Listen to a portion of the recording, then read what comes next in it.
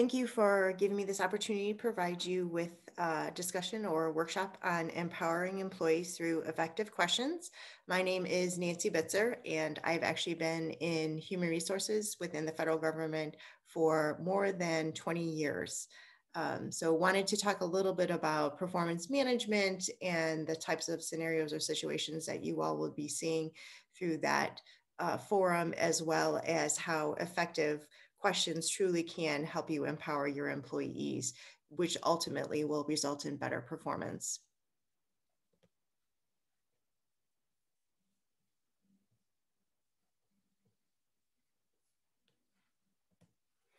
So the first one, which I'm sure many of you have actually been through this yourselves, when you're preparing for performance evaluations, your HR department will likely have provided you with some examples of things that you can actually start preparing for performance evaluation for the employees' performance standards, review their performance standards, review your records and notes, look through many different things, the contribution that the employee made to the agency, to the mission, specific and measurable outcomes that they've otherwise achieved, what skills, knowledges, expertise, KSAs have they otherwise achieved maybe over the course of the rating period. And we'll probably ask you, or maybe your HR office will ask you to actually prepare your narratives in a similar way to this. We set the stage.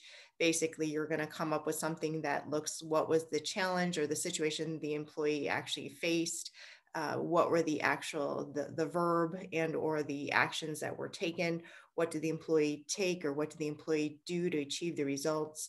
And then finally, what were the results? What actual results did the employee achieve? And what we're in essence looking for, or what I'm trying to provide here, is some narratives, some examples that you can use when you're actually putting together those narratives for your performance evaluations, whether they be maybe you're just getting ready for a performance discussion, you're getting ready for that mid-year.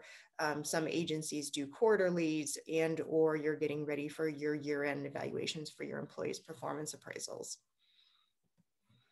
And of course, when you are preparing for that actual performance discussion, ensure that your feedback is performance-based. A couple of tips and tricks, if you will, ensure your feedback is performance-based and it's focused on the critical elements of the position. Again, performance is all about how well the employee did. It's not a regurgitation of their job description. It's not about what they necessarily did, but it's how well they did against their actual critical elements or their performance standards that have been established for them. Please, please, please be sure to give both praise and criticism for every critique that potentially you may give an employee. Please be sure to give them at least 2 positive notes first, 2 positives before you maybe hit the one where the employee needs some additional work or some additional focus. Be honest, straightforward, and factual. Absolutely. Confront the difficult situations and the issues, and actually evaluate their performance. As federal managers, we have a tendency of just we'll leave it up to the next person to resolve. I'm not saying all federal managers are like that, but some of us, unfortunately, some of them are like that. Confront those issues. It's not only is it fair to the employees, but it's also to the benefit and to the betterment, if you will, of the agency and the mission that you all are charged with achieving.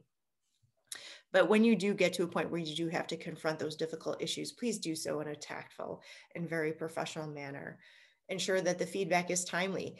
There shouldn't be any surprises in performance discussions, whether they be at the mid-year, whether they be quarterly, whether they be at year end. Since I've been doing performance evaluations and helping managers and supervisors for the last 15 to 20 years, that's one message we consistently convey to our supervisors and managers. There should never be a surprise in a performance evaluation and or in a discussion with an employee.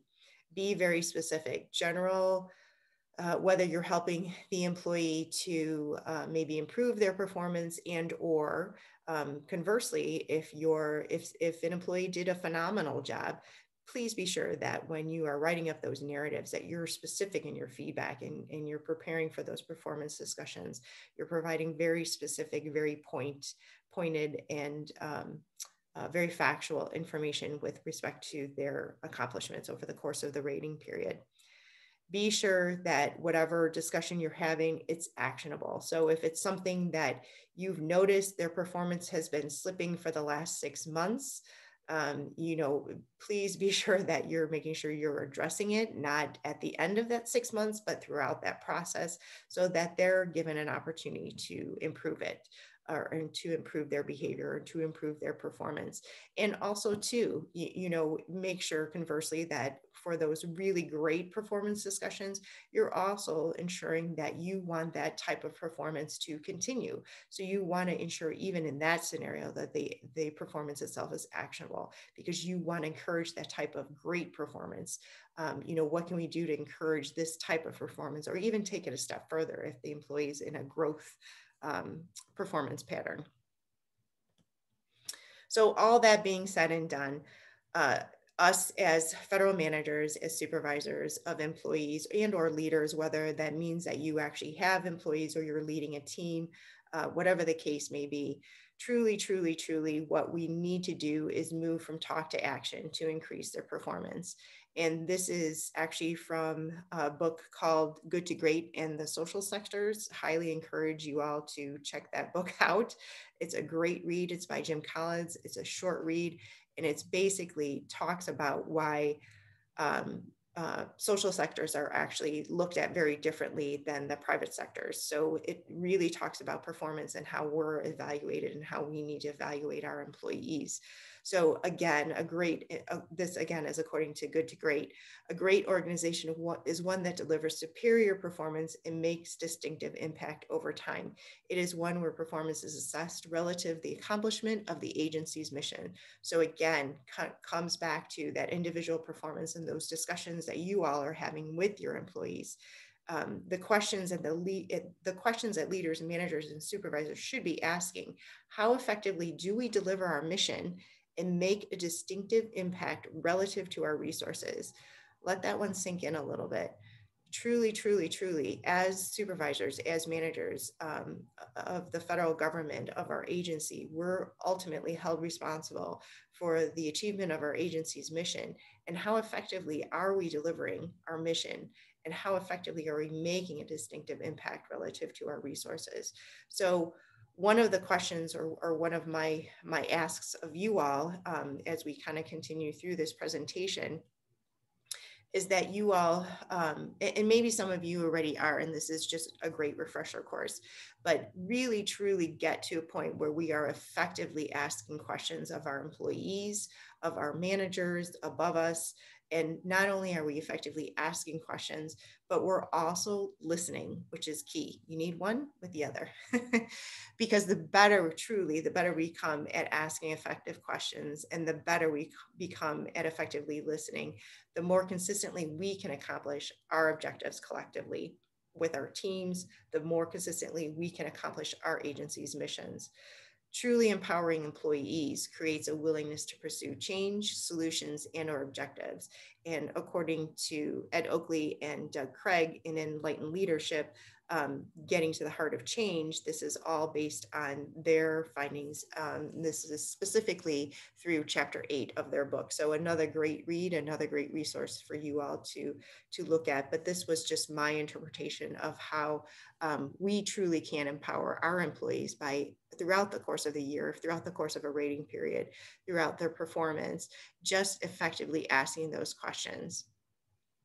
Ultimately, asking effective questions does empower employees, but it also empowers employees to discover their own answers. I'm not sure about you all, but I live in a world where a lot of it just based on what we do within our own individual units, our own individual sections of our given agencies, is really people look to us to provide answers. And my challenge, my ask of you all is to change, if you will, that way of thinking, and really force your I don't want to say force, but really think through how we should be asking effective questions so that employees, in essence, can come up with their own answers to the questions. So effective questions, again, it helps to build positive attitudes. It's going to get employees to think. It helps to develop people who feel fulfilled, satisfied, and valued. Who doesn't want that for employees? It helps dissolve resistance to change. It encourages people to take calculated risks and to willingly express their wants and their needs. And it also generates an alignment within the teams. So this is, asking the right questions really does help not only to empower employees, but also helps you and frees up some of your time too. So all too often, so what are we talking about? Empowered questions, what does that mean? Let's start with actually what disempowered questions are. So all too often we've either asked or have been asked some very disempowering questions. So if you're a parent, if you're, you have a spouse, this could be even at work. I mean, this is applicable in almost any scenario. Who messed that up? Why did you miss your deadline? Why did you do that? Who did that? Who made that decision? That's my favorite. So if you're asked these types of questions, how do you feel? Just by me reading these questions to you, who made that decision? What did you do? How about that one? What did you do? So if you're asking these questions of someone, or someone is asking these questions of you, our reactions tend to be very defensive. We tend to maybe even get angry. Some employees shut down, they become disengaged. You might even feel threatened or ultimately discouraged. Why and who types of questions are not the types of questions that are going to help empower your employees. So let's talk about effective questions and empowering questions. So instead of those questions that we did ask that we identified as disempowering questions, here's a couple of questions that we could have asked or thought maybe of asked differently. Think through this. How would you, if you were asked those disempowering questions as compared to these questions, how would you react? What about your project thus far have you been most pleased with? What else? What else have you been pleased with about your project? What are some great, describe to me the way you want this project or assignment to turn out? What have been some great achievements that you've done so far? What are key things that need to happen to achieve your objectives? What results are you looking to measure, and how are you measuring them? One I've actually asked my team very recently, name 3 to 5 things that could make our team performance better. We're doing great. Name 3 to 5 things that make us great, and name 3 to 5 things that we can actually do to be better, to actually improve our performance. In this last one, what's working? And from your perspective, what could we do to be working even better? What else? What would you like to do differently? How would you change? How would that create the actual desired result? So again, asking these effective questions allows your employees, coworker, spouse, child, whatever the case may be, the opportunity to discover the answer for themselves. That's ultimately the goal in asking effective questions. A couple of more, what's emerging here for you? How might we integrate these two ideas? How could we use both ideas, or how do we pick between the two? So again, you're asking questions of your employees to try to get them to basically find the answers for themselves. So what are effective questions? You're in essence asking, or we're asking you to rethink the types of questions you're going to ask your employees by focusing on one of 4 things. What's already working? Maybe you want to clarify the objectives. Maybe you want to clarify or identify the benefits that have already been achieved and or the benefits that are otherwise expected, and what needs to be done to move forward. So again, effective questions really, they focus not so much on the past. They focus on either the present or how do we move this situation forward. And you're going to ask effective questions by asking open-ended questions so employees can, again, discover the answers for themselves. We're going to focus on what or how, not necessarily why. So a couple of really great questions. What value do we gain? How do we benefit from this? How can we turn this setback into an opportunity? Again, yesterday is history. Tomorrow is a mystery, but today is a gift. That's why they call it a present. And my most favorite 2-worded question you can ever ask is what else? And then ask again, what else and what else and what else? And when you think you've asked what else way too many times, you ask it one last time. You also want to ask you-oriented types of questions. You want to get people's opinions, thoughts, feelings. So an example would be, what are a few things you would like to do differently? So again, you want to engage them, you want to empower them, you want them ultimately to have the answers and to ultimately be accountable to those answers. So truly effective questions also show employees that their managers or leaders are open and willing to hear their answers. And at the end of the day, it does help us as leaders become better and more effective actual listeners, which is key. So these are the couple of resources that we talked about. Highly recommend. Again, this is not anything that I made up, but highly recommend. Enlightened Leadership, again, which is primarily what this particular presentation was based on. Chapter 8, Getting to the Heart of Change. Jim Collins, Good to Great in the Social Sectors. And then finally, Sir John Whitmore, Coaching for Performance, a great book for actually changing leaders into coaches. Wonderful book. Highly recommend it. So I hope you all have found this helpful. I hope you have found at least some takeaway that you can get in terms of benefits in asking effective questions for purposes of an empowerment tool. And I thank you for your time.